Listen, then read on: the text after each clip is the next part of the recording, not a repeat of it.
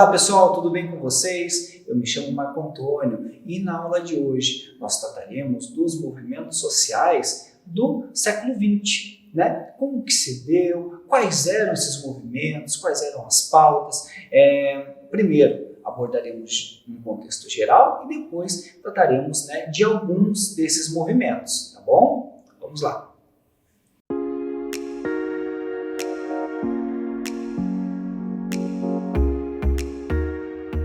Olá pessoal, tudo bem com vocês? Tudo bacana? Tudo tranquilo? Meu nome é Marco Antônio, sou professor do Centro Universitário Unifacear, isso aí, e hoje trataremos dos movimentos sociais, parte 1. Vamos falar dos movimentos sociais no século XX. E é isso aí. Para iniciar nossa aula, né, sejam bem-vindos à aula sobre movimentos sociais, né, durante o século passado, né? Então, tratando de movimentos idealizados, então, no século anterior, é aí que nós iremos iniciar a nossa aula, né, tratando desses movimentos, né, ali do século XX, né, para poder refletir, então, sobre esses movimentos ali do século XX. A gente vai começar tratando ali dos movimentos do século XIX. Mas eu achei muito interessante nós pensarmos, primeiramente, o que vem a ser um movimento social, né? Porque não adianta eu contextualizar para vocês e trazer a abordagem de movimentos sociais sem que vocês entendam o que é o movimento social, né? Então a gente tem que pensar que o movimento social representa a ação coletiva de setores da sociedade, né? Ou também as organizações sociais para a defesa ou promoção no âmbito das relações de classes, né? A gente tem que pensar nos objetivos ou interesses que estão relacionados, né? E tanto de transformação quanto, né, de preservação da ordem estabelecida ou reestabelecida dentro de uma sociedade, né? Então, pessoal, quando a gente vai pensar nas generalidades dos movimentos, a gente tem que pensar, por exemplo, que a categoria ela é ampla, né? A categoria de movimento social, né? E ela pode congregar, né? De tantas formas que a gente pode apresentá-la de formas diferentes.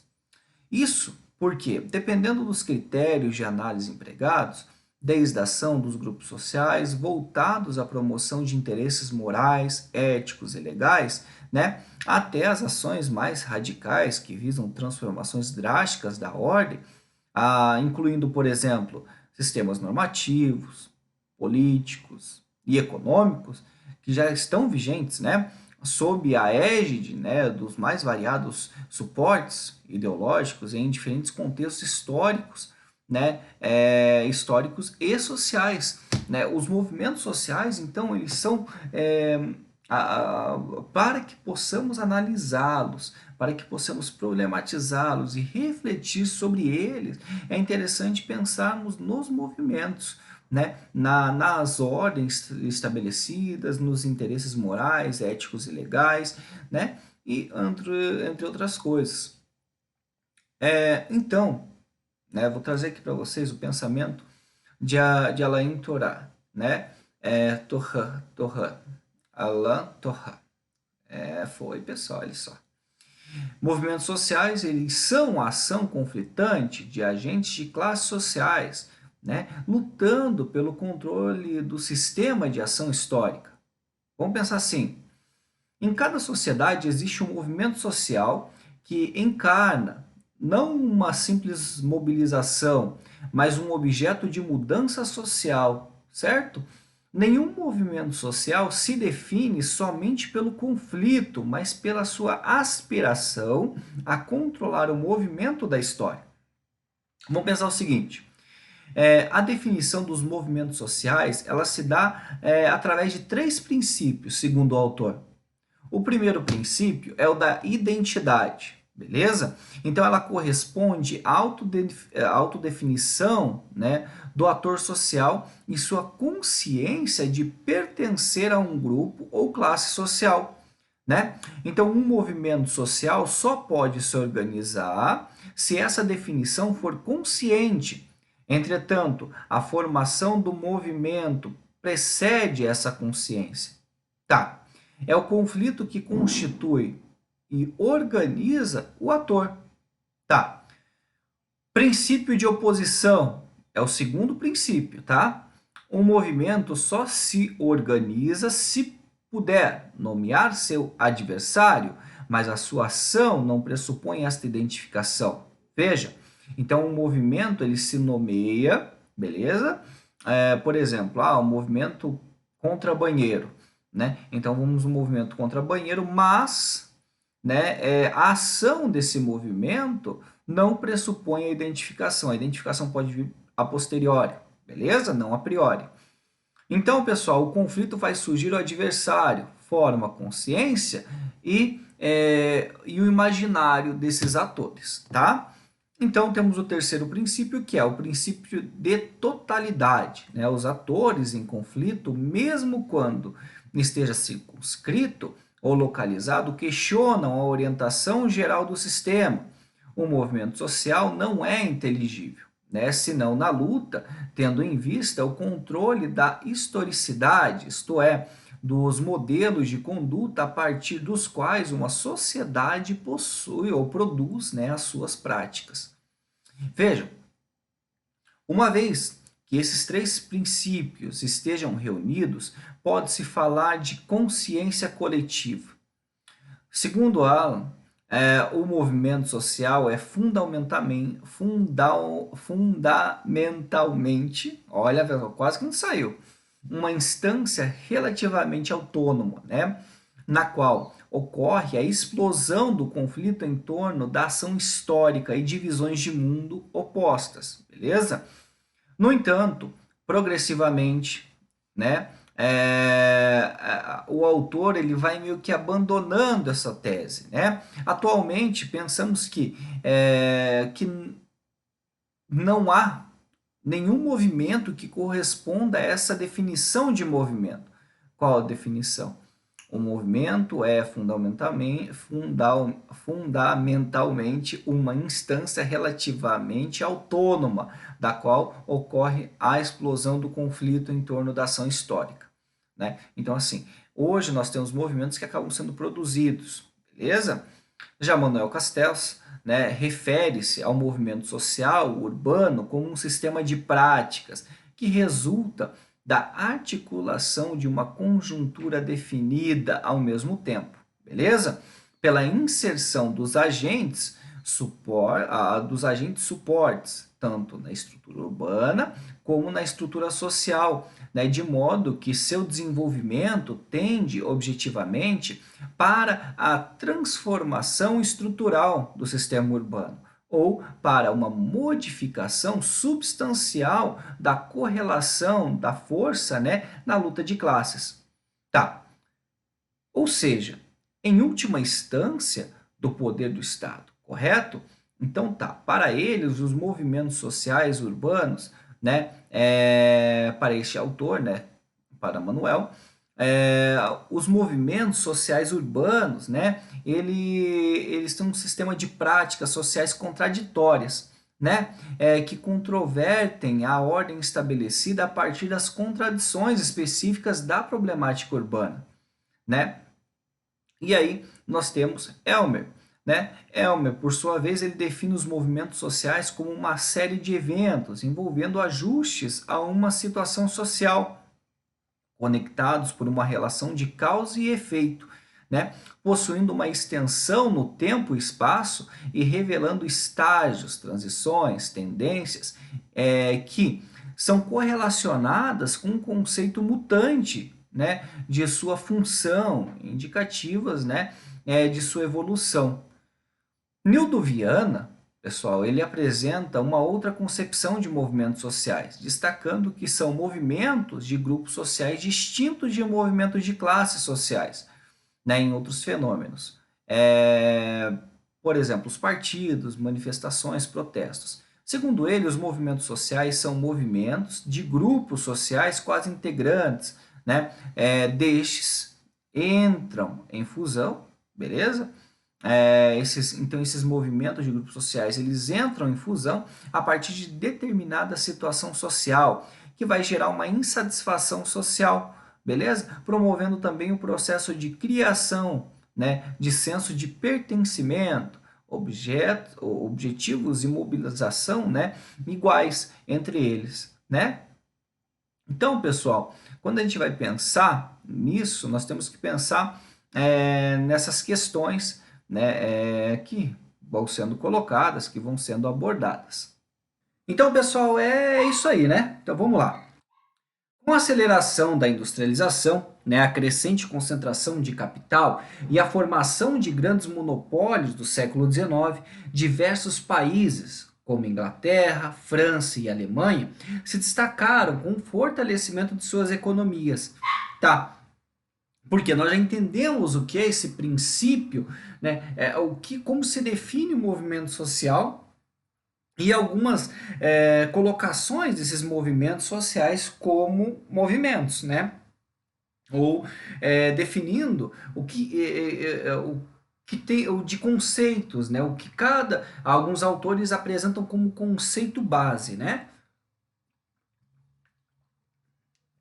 Então, pessoal, agora nós vamos entrar na parte de contextualização, né? De como surgiram esses movimentos do século XX, né? Como já falamos, nesse processo do século XIX que fez se ter uma ascensão, né, de algumas nações, né, como potências mundiais, se deu através da industrialização e junto com ela, né, ocorreu então a urbanização, correto? As cidades não cheiravam mais a cavalo, decorrente da grande quantidade de charretes que circulavam nas cidades, mas, né, sim a fumaça e óleo, né, com a introdução dos automóveis no modelo fordista ali do final do século XIX, né, início do XX, beleza? Assim, uma rápida e desorganizada urbanização se acentuou na Europa. A partir da ascensão do sistema capitalista, né, a industrialização, formação de mercados, bancos, comércios, ocorreu a ascensão de uma nova classe social, né? Os operários, isto é, os trabalhadores das indústrias, né, capitalistas, consequentemente, acabaram se colocando, né, como uma nova classe, né? Então, esses trabalhadores, esses operários, colocam-se agora como sujeitos dentro dessa nova estrutura social criada, né? Uma estrutura na qual a burguesia, que são os donos de fábricas, né? Os donos de fábricas, né? Eles passam, né, a exercer a função ali de dominante, uma função dominante, né, um poder dominante, e os trabalhadores, né, exercendo essa função de operários, né, de trabalhadores dessas indústrias. Então, consequentemente, surgiram as relações sociais entre donos das fábricas, né, exploradores, e trabalhadores das fábricas, os explorados, que permearam, né, o dia a dia das indústrias, né? Lembrando que sem essa relação de dono e funcionário não existe então o desenvolvimento, independente do formato, né, idealizado, né? Se você tem, por exemplo, um pensamento socialista, se você tem um pensamento comunista, lembrando que o comunismo e o socialismo nunca existiram de fato, mas sim regimes autoritários, né? Mas você tem um que você não tem essa relação. Se você tem o dono da fábrica, você precisa de trabalhadores. E como o investimento é maior para o dono da fábrica, ele deve ganhar mais, né? Porque o risco é maior. E o trabalhador também deve ser reconhecido pelo seu trabalho, né? Porque se ele não trabalhar, o dono da fábrica não tem uma fábrica. Então é uma relação de comum acordo, né? Na qual deve haver respeito entre o dono da fábrica, o dono do comércio e o seu empregado, através da valorização e tudo mais, né? Beleza. Essas relações, nem um pouco amistosas, né, entre capitalistas e trabalhadores, surgiram na Inglaterra dois movimentos, né, os ludistas, né, e os cartistas.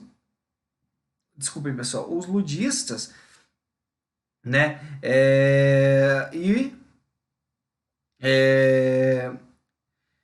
os ludistas, né, e os cartistas, né, que tinham um objetivo em comum, né? Eles tinham ali o seu objetivo, né, comum, que era encontrar soluções para os problemas enfrentados pelos operários, principalmente o desemprego decorrente da introdução nas fábricas, né, de máquinas que substituíram diversas forças de trabalho humano. Para que vocês entendam um pouquinho, a gente vai pensar o que é esse pensamento do ludismo, né? Ou pensamento ludita, né? É um movimento, né? É o nome dado ao movimento ocorrido na Inglaterra, pessoal, lá no século XIX, que reuniu alguns trabalhadores das indústrias, né? Contrários aos avanços tecnológicos, né? Em curso, né? No período proporcionados, né? Pelo advento da Revolução Industrial, da primeira revolução, né? Os ludistas, então, eles protestavam contra a substituição da mão de obra humana por máquinas, né? O ludismo, então, ele pode ser considerado o primeiro movimento operário de reivindicação de melhorias nas relações e condições de trabalho. Tanto, né, o ludismo como o cartismo, né, foram movimentos que colocaram em destaque a questão do trabalho, né, e as suas condições. O nome do movimento, então, ele deriva do nome de um suposto trabalhador, né? Ned Ludd, né, que teria quebrado a máquina de seu patrão.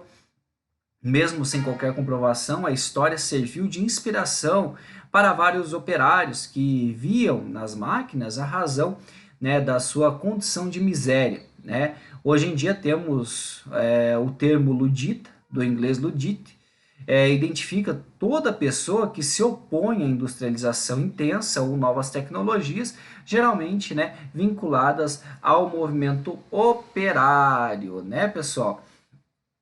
Quando a gente fala do movimento cartista, né, esse movimento cartista, ele recebe o nome, né, porque foi o primeiro movimento em massa, né, da classe operária da Inglaterra, ocorrido entre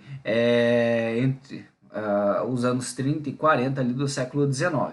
Tá? O que eles exigiam? Melhores condições de trabalho nas indústrias, né? E durante vários anos, os cartistas realizaram comícios e manifestações por todo o país, né, toda a Inglaterra, nos quais participaram milhões de operários artesãos. Né?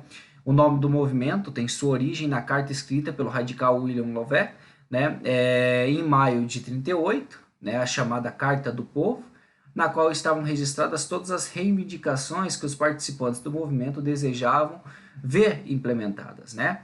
A carta, então, continha 6 exigências, né? O voto universal, a igualdade entre os distritos eleitorais, o voto secreto por meio da cédula, a eleição anual, o pagamento aos membros do parlamento, a abolição da qualificação segundo as posses para participar, né?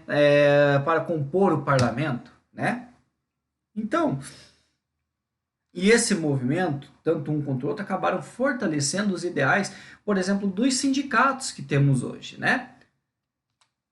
Então, tanto ludistas como cartistas reivindicavam, através de ações, como a quebra de maquinarias das indústrias, como nós vimos, o retorno ao emprego dos trabalhadores desempregados.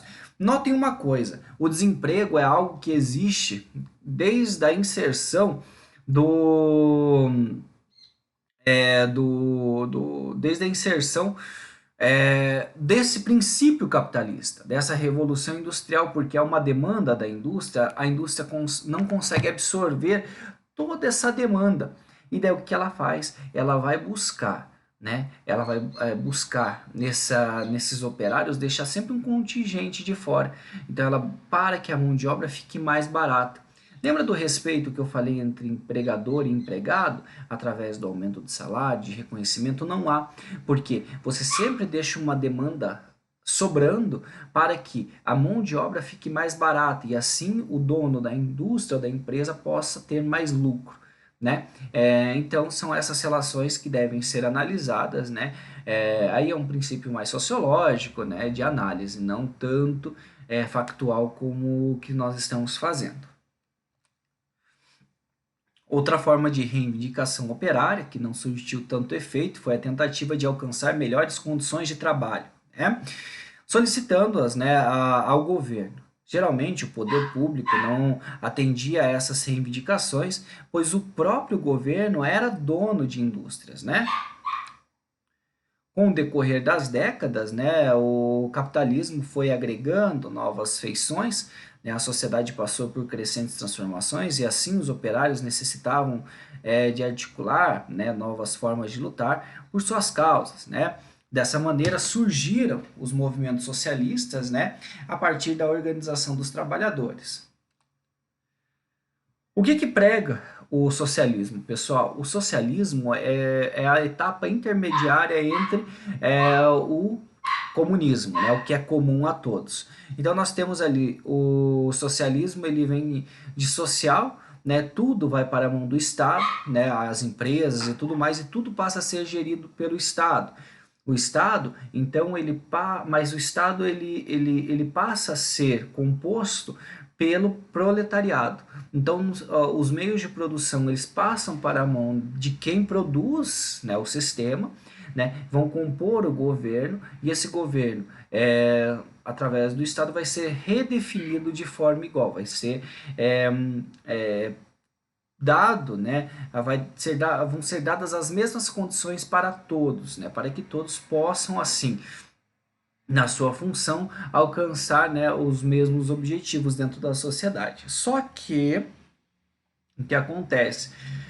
O Estado, com o passar do tempo, ele vai se fazendo de adorno, ele vai estando, ele não será mais necessário, e daí porque as pessoas vão entender quais são suas funções dentro da sociedade. E aí o Estado sai e tudo fica comum a todo mundo, e aí vira o comunismo, né? No qual todo mundo sabe o que é para fazer e tudo mais. Diferente, por exemplo, do anarquismo, que acredita que cada um deve fazer o que quer, do jeito que quer, né? Indo contra o sistema, né? Imposto, né? Independente se é porque ele considera um sistema autoritário, impositivo e tudo mais. Então vejam, pessoal, que essa questão, esses pensamentos, eles são muito bonitos aplicados ali, só que meio que são iguais. Você tem um capitalismo de Estado. O socialismo é isso, é um capitalismo de Estado, né? Porque o que acontece? Aí vamos num princípio aristotélico, né? O homem, ele é mau. O homem, ele é mau. Sendo mau, então dê poder ao homem, o homem vai mostrar quem ele realmente é. O homem, ele é corruptível. Então, a partir do momento que o proletariado ele toma o poder, ele vai virar a classe dominante. Sendo a classe dominante, ele vai ser corrupto para que esse formato não não, esse formato ele não se desgaste, ele continue mantendo o seu poder, né? E aí você vai, né, na antiga União Soviética, você pode ver muito isso, que as lideranças eram muito ricas, né, eram muito fortes, tinham muita grana e a maioria da população era meio que miserável, insatisfeita e tudo mais, né? Mas aí vai de um princípio de análise mesmo do que, né, acontece. Glauze, os principais movimentos socialistas que surgiram no século XIX foram o anarquismo e o comunismo, né? Lembrando que o socialismo, anarquismo e comunismo são diferentes, tá? Segundo as ideias anarquistas, os operários somente iriam melhorar as condições de vida se o Estado e todas as formas de poder fossem extintas, né? Daí nós temos as seguintes observações: tanto o anarquismo quanto o comunismo pautavam suas metas em transformações sociais profundas, né? Não solicitavam somente mudanças nas relações entre patrões e trabalhadores, né? Nós temos anarquistas, eles acreditavam que toda forma de exploração dos seres humanos teria um fim a partir do momento em que a sociedade se organizasse sem autoridade, sem gestores, sem escola, sem polícia, ou seja, sem qualquer, né, outra instituição estatal. Para os comunistas, né, a situação de exploração capitalista acabaria somente quando os operários assumissem o poder estatal, ou seja, o controle do Estado. A partir daí, então, criariam novos valores sociais para aumentar a qualidade de vida da sociedade, acabando dessa maneira com a exploração capitalista. O movimento operário se consolidou e se organizou fundamentalmente no século XIX. A luta trabalhadora havia apenas começado. O século XX foi certamente o mais agitado da história da humanidade. Tivemos duas grandes guerras mundiais, um período tenso de Guerra Fria e o medo de um apocalipse nuclear, né? Somado a isso, os movimentos sociais efervesceram pelo mundo todo. Surgiram conflitos internacionais no Oriente Médio, nasceram diferentes movimentos artísticos, tivemos um grande salto tecnológico, né? Consolidamos os direitos naturais e do ser humano, né? Entre diversas outras coisas. Sendo assim, o século XX desperta a atenção de diversos estudiosos, e com razão. Os conflitos sociais e políticos do período acabam sendo refletidos nas expressões artísticas, né? Como os quadrinhos, né? Embora estudiosos tracem históricos, né? Do surgimento da história em quadrinhos para antes de 1900, o século XX mostrou ao mundo o potencial dessa mídia, né? A discriminação com base étnico-racial nos Estados Unidos tem uma base sólida, construída através de vários séculos de dominação. A partir do século XX, os movimentos sociais que combatiam isto passaram a crescer e se acentuaram na década de 1950.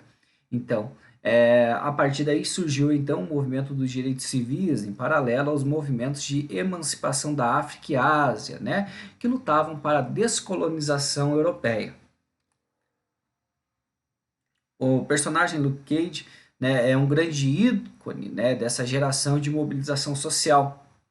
Um personagem negro, preso, injustamente, à prova de balas, né? É interessante como esses movimentos eles vão levar a refletir, por exemplo, nos quadrinhos, né? Luke Cage, quando a gente vai falar dele, né, vai falar desse personagem, ou dessa personagem, né? Nós temos que pensar, né, que é um personagem da Marvel, né? E ele é um ex-presidiário, né, com uma pele indestrutível, né? Ele luta para limpar o seu nome, seu bairro e tudo mais. Então, assim, tem uma série, tem um filminho dele, assim, é bem bacana. Vejam, tá? E grandes representações significativas, já que o povo negro sofria no contexto estadunidense com a perda de direitos civis básicos, né? Marginalização dos guetos e violência policial. Então, as lideranças religiosas, então, elas tiveram, né, grande importância, né, nesse processo. O pastor Batista Martin Luther King tornou-se um grande ícone pacifista do período, né? Organizou diversas manifestações, marchas e protestos também, né, articulando as lutas sociais para além dos tribunais. Em paralelo aos movimentos pacifistas do período, o movimento Black Power, ou traduzindo literalmente poder negro, né, apresentava outra abordagem. Né? Esta vertente pregava um combate mais violento ao racismo. Os Panteras Negras, por exemplo, né, faziam vigílias em bairros negros, ostentando armamentos pesados no intuito de proteger essas regiões marginalizadas. Né? Essa abordagem teve o muçulmano Malcolm X como grande ícone de liderança, mesmo com abordagens diferentes. Né? Os dois líderes acabaram sendo assassinados. Né? E quando a gente vai para os quadrinhos, né, suas ideias são transpostas nas figuras de Magneto e professor Charles Xavier, né, do grupo de heróis X-Men. Então veja que o movimento acaba influenciando inclusive a questão cultural, né, no caso os geeks aí, né. O movimento feminista do século XX passou por diversos momentos importantes, né? Chamamos esses momentos, né, de ondas, pois assim como os movimentos marítimos, essas mudanças, né, surgem rapidamente e causam grande impacto e retrocedem, também deixando alguns resultados. Imagine uma grande onda surgindo, estourando, né, e recuando para o mar, deixando algumas espumas na areia, né? As ideias pré-feministas surgiram no século XIX, entretanto, não eram organizadas o suficiente para serem aglutinadas em movimentos sociais, né? Apenas no início do século XX, com a primeira onda feminista, né, que o movimento tomou mais forma, né? Nesse momento, as mulheres lutavam para participar de espaços completamente utilizados por homens, né? Principalmente político, lutavam pelo direito ao voto e participavam nas decisões políticas e questionavam alguns papéis impostos, né, às mulheres, como submissão e passividade. Já no feminismo, né, segunda onda, alguns debates começaram a se desenvolver nas décadas de 60 e 70, algumas questões como controle, né, do próprio corpo, em termos sexuais e reprodutivos, então passam a ser pauta, né? Além disso, considerando, né, a grande efervescência étnico-racial citada anteriormente, o debate sobre raça, sexualidade e classe social também acaba sendo incorporado ao movimento. Né? Neste período surge o feminismo identitário, que considera o recorte de classe para analisar as origens na discriminação de gênero. Né? Já na década de 90, vemos o que se pode considerar o feminismo de terceira onda, um movimento que denota uma negação acentuada da economia neoliberal capitalista, especialmente no que se refere ao consumismo, como um movimento punk, né? E o faça você mesmo, né? O qual incentiva que as pessoas façam os itens de sua necessidade, evitando estimular a indústria. Nesse período, né, o debate sobre gênero se acentua, principalmente nas questões das diversas identidades de gênero. Quando a gente vai para os quadrinhos, é possível identificar algumas personagens oriundas da época do feminismo de segunda onda, geralmente mulheres independentes, solteiras e em profissões estáveis, né? Como a Mulher-Aranha, uma secretária, né? A Mulher Hulk, uma advogada, a Miss Marvel, membro das Forças Aéreas, entre tantas outras. Em meio a tantas personagens utilizadas apenas como ferramenta de roteiro para os personagens masculinos, personagens feministas fortes como Jean Grey e Tempestade do X-Men, e as citadas anteriormente, acendiam uma fagulha para a utilização mais positiva de personagens femininas, né? Esses movimentos e tantos outros que surgiram no século XX, né, como o movimento hippie, né, de contracultura, marcado pelas reivindicações anti-guerra, marcam um grande aspecto humano que é a construção da cidadania. Então, a luta coletiva e progressiva por uma sociedade melhor, mais justa e igualitária, é o que define a nossa inquietação perante o que consideramos errado nesse mundo, né? Portanto, todos podemos exercer a cidadania, assim como as pessoas que compõem os movimentos sociais do século XX o fizeram. Né? Esta inquietação garante o nosso papel, né, como agentes de nossa história, participando do processo histórico, né, do nosso tempo. Então, pessoal, o que nós aprendemos nessa aula? Nós, num primeiro momento, contextualizamos o que é o movimento, né, o que é o movimento social, né, de que forma ele acontece, trazendo, né, eu estou retornando aqui para a gente falar um pouquinho sobre isso, né, o que é esse movimento social, como que se deu esse movimento, como ocorreu essa contextualização e como se define o movimento social, né? São através de protestos, de manifestações, ou através de uma construção imaginária coletiva de várias pessoas que têm esses mesmos objetivos, né, na construção de, um, de uma luta, de uma causa, né? A partir disso, falamos um pouquinho sobre a contextualização do movimento social do século XIX, que é o movimento ludista e o cartista, e como se deu através da industrialização, da primeira Revolução Industrial, né? E após isso, né, esses eventos resultaram em teorias, em conceitos, como nós vimos, né? Socialismo, né, juntamente se opondo ao capitalismo, comunismo, anarquismo e assim por diante, tá?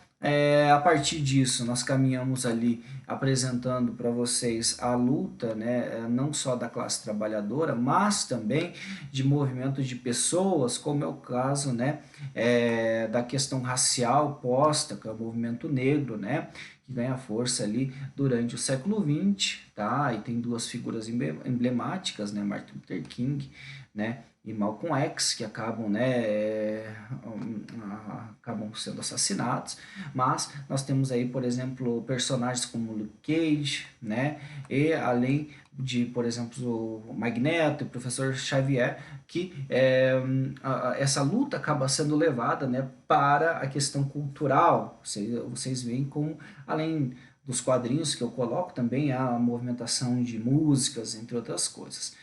É legal falar também do movimento feminista e como a questão da mulher ela vem sendo colocada num segundo plano, mas através, por exemplo, da segunda onda, temos a ascensão da mulher, inclusive nesse âmbito cultural, tá? Além das lutas que ela vem tendo no cotidiano, beleza? Então temos as ideias pré-feministas do século XIX, né? Lembrando que as mulheres trabalhavam nas indústrias e tudo mais, é um movimento que vem crescendo, que vem ascendendo e, né, como as aulas são atemporais, pessoal, mas eu vou trazer um exemplo atual, tá? Pode ser que alguém veja essas aulas mais para frente e acabe não tendo esse pensamento, mas é o que nós vemos hoje, por exemplo, né, o conflito entre Ucrânia e Rússia, mulheres na cidade de Kiev fazendo coquetéis molotov para defender e coordenando todo esse processo de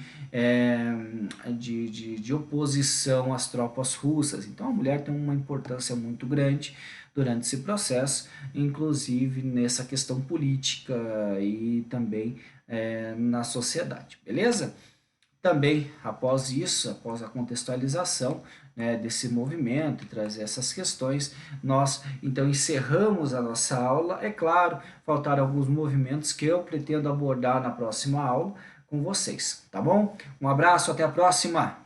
E é isso aí, pessoal. Espero que vocês tenham gostado da nossa aula, né? Agora eu peço, por favor, que vocês deem uma olhada, né, no nosso texto base, porque a nossa aula é baseada no nosso texto base. E se você quiser aprender um pouquinho mais, dê uma olhadinha lá na leitura complementar que eu deixei na indicação, né, de um capítulo de livro, que isso vai ajudar muito vocês lá para frente. Também, não esqueçam de dar uma olhadinha lá nos questionários, tá? Porque esse questionário vale nota. Beleza? Até a próxima!